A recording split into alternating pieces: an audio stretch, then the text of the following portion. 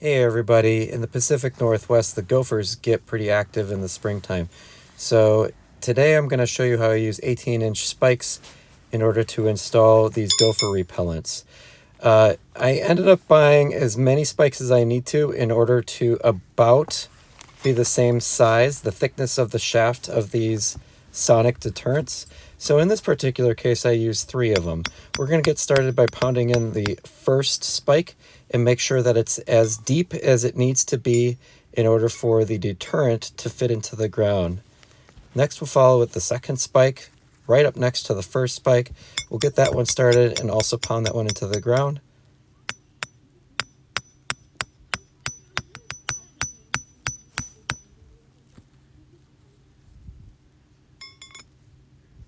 Next, we'll do a third spike and we'll pound this one into the ground. Again, these 3 spikes approximate, in this particular case, the design of the gopher repellent shaft.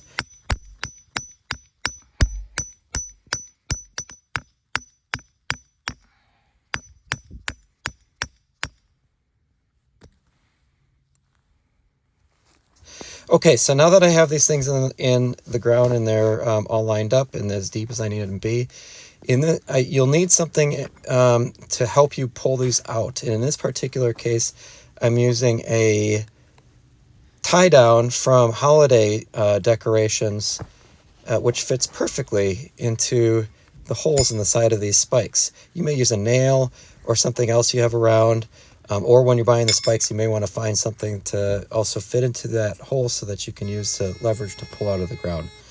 Then very simply, if this all worked out, you should be able to push without much pressure your sonic gopher deterrent into the ground. Make sure you turn it on.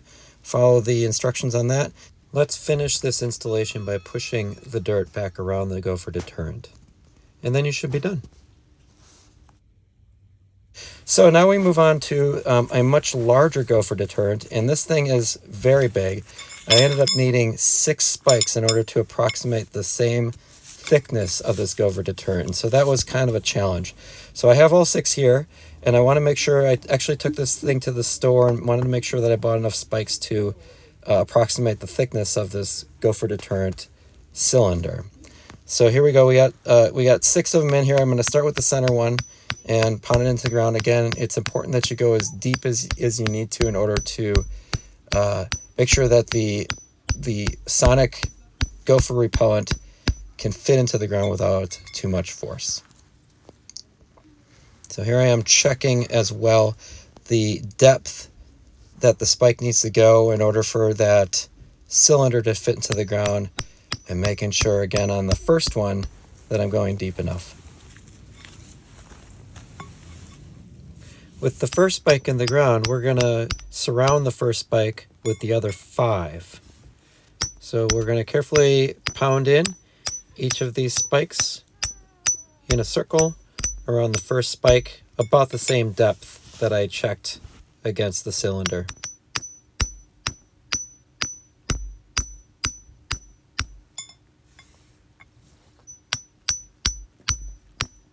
So it gets to be quite a workout to put in all these spikes, but here we are, we're just about done, and I'm going to double check and make sure that the spikes line up with the thickness of the cylinder. Next, we get to take these spikes out, and in this case I'm using a deck screw in order to get started on these, and a hammer to remove it. These spikes are in the ground a lot harder than the first part of the video here. You can see it's already bent up the thing I was using in order to pull the spikes out initially in the softer ground. So in this particular case, I'm using the hammer. I'm using that screw in order to get this spike back out. Please be very careful if you find yourself doing something very similar. This is not the safest thing, but you will find that if your ground is also very hard and those spikes are deep enough, that you may have to use a couple different methods in order to remove those spikes, which managed to stay in there pretty good. So after one comes out, it was a lot easier for me to go back and use that tie down, and it's the same thing where I'm able to place it into the hole of the spike, rotate it around, And once you get it rotating, you can keep rotating it around so that you can kind of loosen it up within the earth. Use that rotating motion to pull the rest of these spikes out with ease.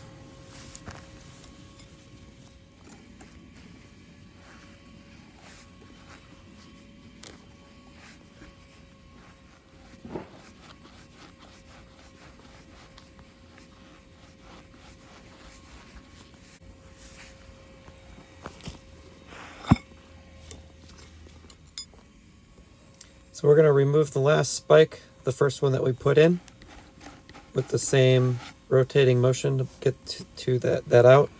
And that's going to leave us a hole. Next we're going to load up the Gopher Sonic Repellent. And this particular one takes 3D batteries. It's a nice design, but it is very large, and it proves to be actually pretty difficult to install.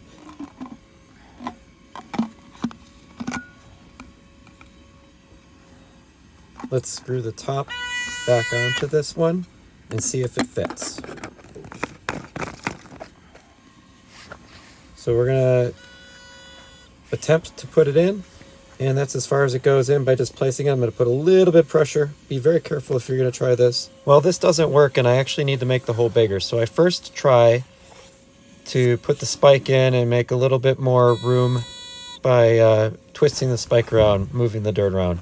Works a little bit, but as you can see, I still have quite a ways to go to get that Gopher spike back into the ground.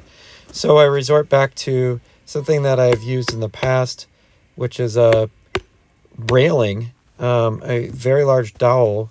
You can see also I have a bolt through it so that it also helps me remove it from the ground. And I have to use this a few times in order to make the hole big enough so that it can fit in. But in the end, I'm able to make the hole large enough for this giant Gopher spike that it's almost flush with the ground. I'm going to use that large dowel once more to make that hole a little bit bigger to make sure that it fits well. So I've gone and done that and placed it in there, and you can see now that it's fitting right at the grass level. I'm happy with that. So that is my installed Gopher spike. I'm going to push the mulch and dirt back over the rest of the hole, and there we go. Thank you for watching.